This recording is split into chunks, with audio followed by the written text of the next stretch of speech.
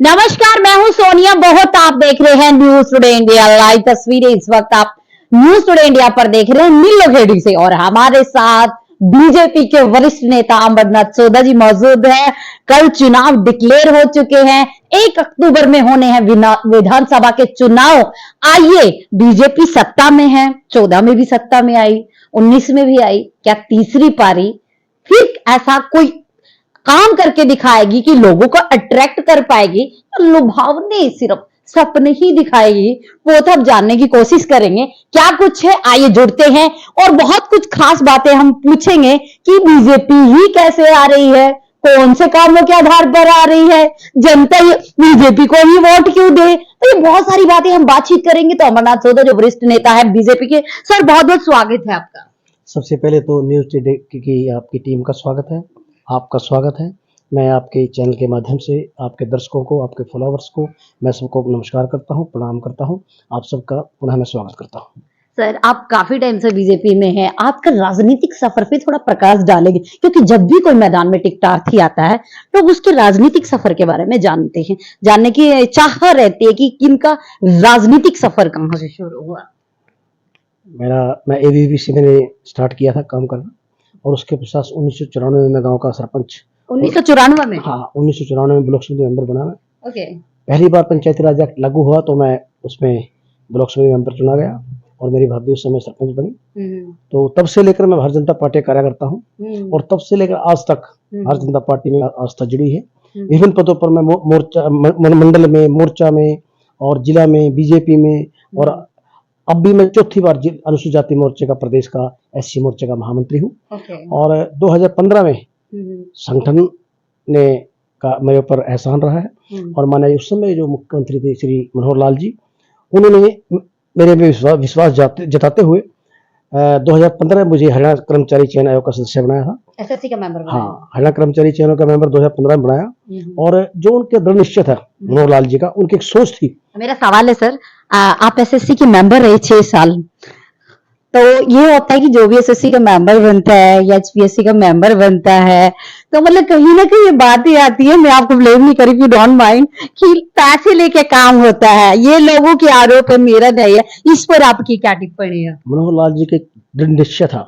उन्होंने एक बात ठान ली थी कि मैं इस प्रदेश से जो ये नौकरी में भ्रष्टाचार करते हैं, जो एक कमीशन में के नाम पर पैसे लेते हैं, और जो नौकरी ये भाई भतीजावाद पे करते हैं, नौकरी बेचने का काम करता है, मैं इस काम को खत्म करूंगा। और वो इस काम को खत्म करने में कामयाब रहे। उन्होंने योग्यता के आधार पर नौकरी देने का काम किया। उन्होंने खर्ची और पर्ची बिल्कुल बंद कर दी। इसका उदाहरण एक है, पिछले 10 साल में किसी भी मंत्री का, किसी भी हमारे जैसे मेंबर्स का, किसी भी अधिकारी का, कोई सीधा सीधा बच्चा सीधा सरकारी नौकरी, बिना खर्ची और पर्ची के कोई नौकरी नहीं लगा। नहीं, बिना खर्ची और पर्ची के ही नौकरी लगे हैं। और जो जिस प्रकार के लोग किसी की सिफारिश, हुड्डा साहब की अगर बात करें, आज वो कहते हैं कि 10 साल का हिसाब मैं बीजेपी से लूंगा। मैं उनसे कहता हूं कि वो पहले अपने 10 साल वो यात्रा कर रही पूरे हरियाणा में कि ना मैं हरियाणा मांगे हिसाब, तो इस पर आपकी क्या टिप्पणी है? बिल्कुल, बहुत अच्छी बात आपने की है सोनिया जी। हाँ, बिल्कुल उनको हिसाब मांगना चाहिए, और वो हिसाब हम देंगे भी। हमने हिसाब दिया है। चुनाव में देंगे, चुनाव के बाद अभी आपको बताते हैं हम कैसे हिसाब देंगे। दिया है हमने। हमने घोषणा की थी कि योग्यता के आधार पर भर्ती की गई करेंगे। आज हमारी सरकार ने 1.5 लाख के आसपास योग्यता के आधार पर, मेरिट के आधार पर योग्यता को प्राथमिकता देते हुए और बिना खर्ची पर्ची के भर्ती करने का काम किया है। ये आप भी जानते हैं, और ये समाज में सब इस बात को जानते हैं। हमने उज्ज्वला योजना के तहत गरीब आदमी को चूल्हा और सिलेंडर देने का काम किया है, ये सारा पूरा देश जानता है। हमने जगमग हरियाणा के तहत पूरे हरियाणा में 24 घंटे बिजली पहुंचाने का काम किया है। हमने आयुष्मान भारत के कारण और हरियाणा में चिरायु कार्ड दे करके गरीब आदमी को 5 लाख तक का इलाज प्राइवेट अस्पताल में वो जाकर कराए, ऐसा उसको स्वाभिमान का कार्ड दिया है। हमने जितनी भी योजनाएं बनाई हैं, चाहे वो टीचर्स के लिए पॉलिसी बनाई हो, भर्ती पॉलिसी बनाई, जो टीचर्स की ट्रांसफर पॉलिसी बनाई है, उसमें 95% जो टीचर्स हैं वो खुश हैं। और जितनी भी जन कल्याणकारी योजनाएं श्री मनोहर लाल जी ने अपने समय में बनाई है, वो सारी की सारी पूरे देश में सराही नहीं गई, बल्कि पूरे प्रदेश, दूसरे प्रदेश भी उनको अपना रहे हैं। और हमारी पार्टी का एक उद्देश्य है कि सबसे पहले हमारे लिए राष्ट्र होता है, उसके बाद पार्टी होती है, और उसके बाद हम होते हैं। हमारे पास नीति भी है, हमारे पास नेता भी है, और हमारी नीयत भी साफ है। अब रही बात 10 साल की, जो आपने क्वेश्चन किया था कांग्रेस का, कांग्रेस रैलियां कर रहे हैं, हम उनसे पूछते हैं कि वो 10 साल का हिसाब जरूर दे, उन गरीब आदमियों को, दलितों को जरूर उन 10 साल का हिसाब दे जिन्होंने गोहाना में एक दलित बस्ती को जलाने का काम किया था। वो एक जो गोहाना में एक नौजवान राकेश लारा नाम के नौजवान को सराम गोली से भूनने का काम किया था, उसका भी वो हिसाब दे। वो उस बात का भी हिसाब दे कि मिर्चपुर कांड में जिस प्रकार से एक दलित बस्ती को जला करके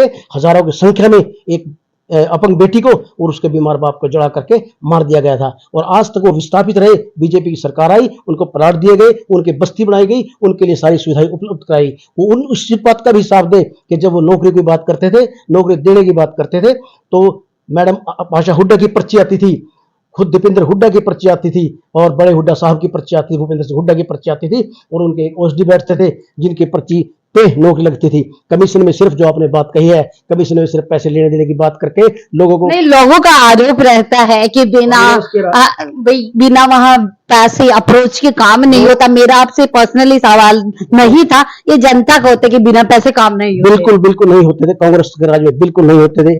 चाहे कोई जमीन बेचे, चाहे कोई अपना घर बेचे, चाहे कोई ब्याज पे उठाए, चाहे कोई कुछ भी करे, लेकिन वो थैली लेकर के जाते थे और नेता को देते थे, और नेता उसमें कुछ कमीशन खा करके मुख्यमंत्री तक ये पैसा जाता था। और सीधी बिल्कुल निश्चित तौर पर वो, अगर वो लगाते थे जाति देखकर नौकरी, वो लगाते थे विधानसभा देखकर नौकरी, मेरी विधानसभा का है तो नौकरी लगेगा, मेरी लोकसभा का है तो नौकरी लगेगा। और जातियां भी वो उन्हीं की, उसी जाति हो जो उसकी, चाहे अगर जनरल है तो वो उनकी विधानसभा का लगेगा, अगर एससी है या बैकवर्ड समाज के नौकरी लोग लगे तो उनके जिले का, उनके विधानसभा का लगेगा। और वो चौधर की बात करते थे, वो कहते थे ये आज ये रोहतक की चौधर है, कोई कहता है हिसार की चौधर है, कोई कहता है भिवानी की चौधर है, लेकिन माननीय मुख्यमंत्री ने कहा कि नहीं, ये एक और हरियाणा की चौधर है, ये पूरे प्रदेश की चौधर है।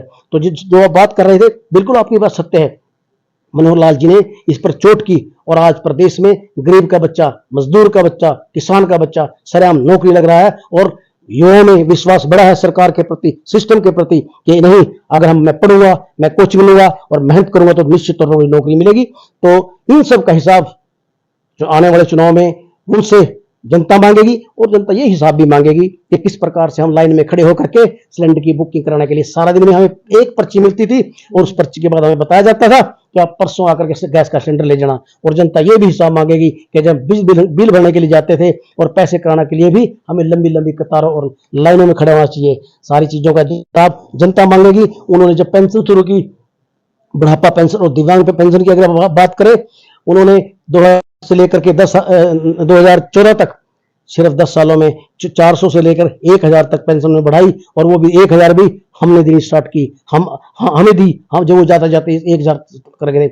लेकिन हमने 3000 पेंशन आज दिव्यांग और जो बुजुर्ग है उसकी 60 साल होते ही उसके घर जाके कर्मचारी फार्म भर करके लाखों लोगों की पेंशन इस प्रकार के बनाई गई है। आज जितनी सुविधाएं दी गई है, जितनी पारदर्शिता सिस्टम में लेकर आए हैं, सड़कों का जिस प्रकार से जाल बिछाया गया है, जिस प्रकार हर चीज में पारदर्शिता लेकर आए हैं। और मनोहर लाल जी ने, मैं आपको एक बात और बताना चाहता हूं, जिससे मैं, हमारे यशस्वी मुख्यमंत्री, पूर्व मुख्यमंत्री और आज के ऊर्जा मंत्री हरियाणा में आए थे, वो 3 जोड़ी कपड़े लेकर के आए थे, और वो 3 जोड़ी कपड़े लेकर के आए और उन्होंने 9.5 साल तक राज किया, और जाते जाते सत्ता एक फकीर की तरह सत्ता देकर के चले गए। और किसको देकर के चले गए? जो गरीब आदमी, गरीब परिवार का आदमी, एक बैकवर्ड समाज के आदमी को वो सत्ता देकर चले गए, और वो 3 जोड़ी लेकर के फिर करनाल आए और चुनाव जीत करके आज वो ऊर्जा मंत्री है। मैं आपके चैनल के माध्यम से ये चैलेंज करता हूं कि कोई आए और ये बताए कि मुख्यमंत्री के नाम पर किसी ने एक पैसा लिया हो, मुख्यमंत्री के ने खुद किसी प्रकार का कोई घपला किया हो, उनका नाम किसी घोटाले में आया हो। और बाकी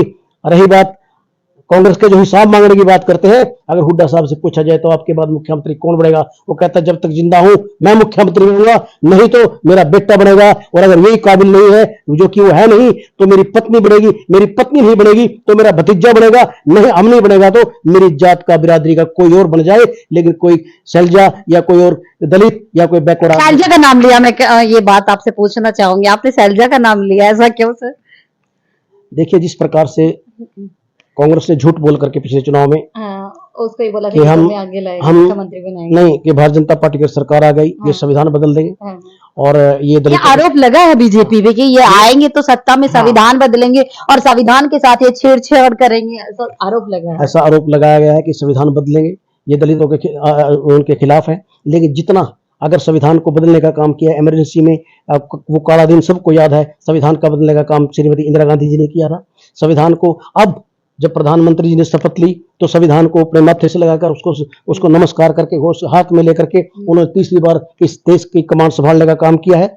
और जो झूठ बोला था कांग्रेस पार्टी ने और महिलाओं के फॉर्म भरवाए थे कि इस चुनाव के खत्म होते ही जैसे अगली तारीख से ही महिलाओं के खाते में 85 लोग खटाएंगे, तो वो झूठ बोल करके वो सीट काम आई। और कांग्रेस के हरियाणा विधानसभा में बात करते तो बहुत लंबी बात हो जाएगी सर। हरियाणा के विधानसभा चुनाव है 1 अक्टूबर को, आपको बताना चाहेंगे आचार संहिता लग चुकी है, कल ही घोषणा हुई है जो कि 1 अक्टूबर को चुनाव। और मैं आपको बताना चाहूंगी कि बीजेपी तीसरी बार का दावा कर रही है। किस आधार पर कर रही है, लोजनाएं बहुत बता दी है। सर भी खुद लाइव में है, नीलोखेड़ी विधानसभा से टिकट मांग रहे बीजेपी की। सर पहले तो मुझे ये बताइए अमरनाथ सौदा में क्या खास है कि बीजेपी टिकट आप ही को दे? बिल्कुल, बहुत अच्छी बात है आपने। मैं भारतीय जनता पार्टी, सबसे पहले तो मेरी काबिलियत यह है कि मैं भारतीय जनता पार्टी का कार्यकर्ता हूँ, और दूसरी सबसे बड़ी मेरी काबिलियत है कि मैं इस देश से प्रेम करता हूँ, इस हरियाणा से प्रेम करता हूँ, इसलिए मुझे टिकट दी जाए। और अब आपका जो अगला क्वेश्चन होगा कि आपका क्या काम करने का तरीका क्या रहेगा, मैं अगर मुझे प्रतिनिधित्व करने का मौका मिलता है, मैं युवाओं के साथ बैठकर, हल्के के लोगों के साथ बैठकर, वहाँ के गरीब दलित एससी समाज के लोगों के साथ, बैकवर्ड समाज के लोगों को बैठ के जो वहाँ पर मूलभूत समस्याएं हैं, क्या हम बड़ा काम कर सकते हैं, क्या हम रोजगार की बात कर सकते हैं, किस प्रकार से कोई हम वहाँ कोई फैक्ट्री लगा सकते हैं, कोई ऐसा बड़ा प्रोजेक्ट लगा सकते हैं जिससे युवाओं को रोजगार दे, उस विषय को लेकर के हम उनसे बात करेंगे। और क्योंकि टिकट मांगने का सबको अधिकार है, बिल्कुल निश्चित तौर पर मुझे टिकट दी जाए, लेकिन जिसको भी भारतीय जनता पार्टी टिकट देगी, कमल का चुनाव हमारा निशान होगा। हम कमल का चुनाव लेकर के जाएंगे और भारतीय जनता पार्टी को मुझसे योग्य अच्छा कोई व्यक्ति लगेगा उसको टिकट देगी तो सबसे पहले अमरनाथ सौदा होगा।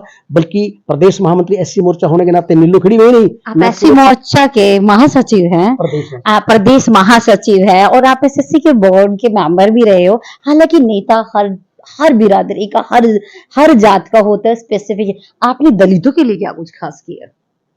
सबसे बड़ी बात तो हरियाणा कर्मचारी का चयन का मेंबर होने के नाते हमने जो एक पारदर्शिता में काम किया, जितने भी दलित एससी शेड्यूल कास्ट अनुसूचित जाति के वर्ग के लोगों ने पेपर टॉप किया है, हमने उनको जनरल में भर्ती कराया है। हमने एससी को एससी में नहीं रहा। हमने इस बात को मुख्यमंत्री को समझाने में हम कामयाब रहे, मनोहर लाल जी को इस बात को बताने में कामयाब रहे। वो बड़े इंटेलिजेंट आदमी, उन्होंने कहा कि योग्यता को प्राथमिकता, उन्होंने जिसने पेपर पास किया अगर वो बच्चा अपनी एससी कैटेगरी से जंप करके जनरल में चला गया तो हमने उसको लगाया, और कई हजार बच्चे इस प्रकार से एससी वर्ग के जनरल कैटेगरी में लगे, और जो उनसे नीचे एससी वर्ग के लोग थे उनको उसमें मौका मिला। अभी जो शेड्यूल कास्ट की जो सुप्रीम कोर्ट की जो अथॉरिटी आई है, नया ऑर्डर आया है, उसमें जो कैटेगरी बनाई गई है, उस पर आपकी क्या टिप्पणी? देखिए, वंचित समाज, और ये भी कहा, घोषणा भी हुई है कल, हालांकि आचार संहिता लग गई थी, कुछ लोगों के कमेंट भी आचार संहिता के बाद काम नहीं हो सकता, वो जरा लोगों को सेटिस्फाई करिए। 18 साल तक कांग्रेस के नेताओं ने जो छल कपट और जिस प्रकार से गरीब आदमी को मारने का काम किया है, डीएससी समाज को, वंचित समाज को जो उनका हक और अधिकार था उससे दूर करने का काम किया है, परमात्मा उनको कभी इसके लिए माफ नहीं करेगा और उनकी सजा जरूर मिलेगी। एक तो मैं ये बात दिल से कहता हूँ। उसके बाद मैंने सुप्रीम कोर्ट ने जो निर्णय दिया है उसमें भी आप कहीं ना कहीं सरकार की भूमिका रहती है, कागज देना, एफिडेविट देना, बात रखना, अच्छे वकील करना, गरीब आदमी को हक मिले, डीएससी को, वंचित समाज को उसका अधिकार मिले। इसके लिए मैं जानता हूं, क्योंकि मैं सरकार में के लोगों के बीच में रहा हूं, हमने किस प्रकार से वहां डॉक्यूमेंट्स दे के काम करके वो निर्णय पक्ष में आया है। एक बात तो वो पक्ष में आया है, इम्प्लीमेंट उसके बाद मैं बताता हूँ। उसके बाद हमारे प्रदेश ने घोषणा की, कल मुख्यमंत्री जी के सामने लोग पेश हुए, उन्होंने मंच से घोषणा की कि जो एज इट इज जो सुप्रीम कोर्ट ने कहा वर्गीकरण बिल्कुल होगा। और आज तो उसने क्लियर कर दिया है मुख्यमंत्री जी ने कि भाई 10% इनको दे दिया जाए और 10% उनको दे दिया जाए। और ये जैसे ही, मेरा तो एक निवेदन है आप सभी, आपके चैनल के सुनने वाले लोगों से, उनसे भी निवेदन है कि थोड़ा धैर्य रखें। मैं चाहता हूं, हम चाहते हैं कि इसको कानून बन जाए और इस कानून को कोई चैलेंज ना कर पाए। इस कानून केवल बीजेपी ही बनाने जा रही है, इसको कानून बनाने जा रही है। महीने 2 महीने की बात है, ये कानून के रूप में आपके सामने आ जाएगा।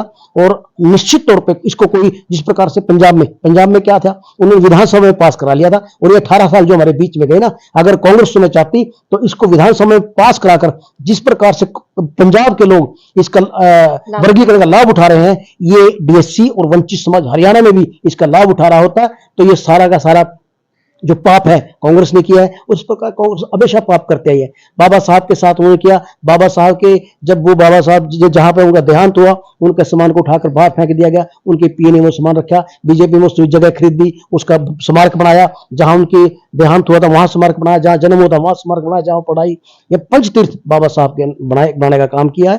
तो निश्चित तो आप सभी हो जाए, और ये लगभग तय हो चुका है, और उसको कानूनी रूप दे करके पक्का काम करके आपको दे दिया जाएगा।